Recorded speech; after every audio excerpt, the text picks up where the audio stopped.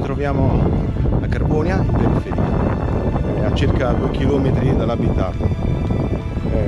Oggi per l'ennesima volta andremo a visitare il Domus de Gianas di Sculpture sull'Ardolino, qui a Montegrumo.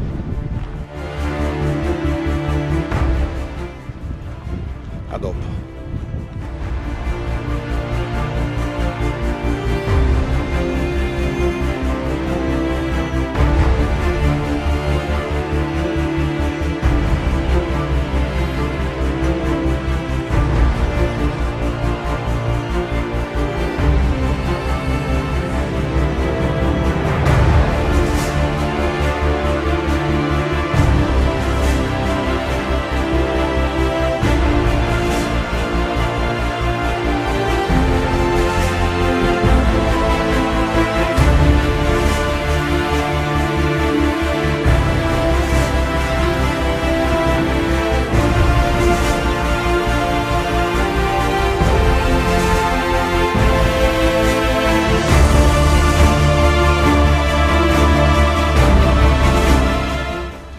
Allora, ci troviamo di fronte alla Domus, come potete vedere è coperta da un'enorme pianta di lentischi.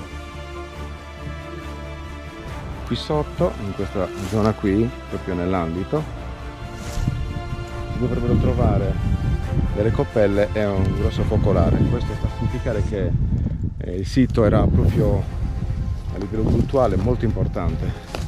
Da notare anche la scalinata.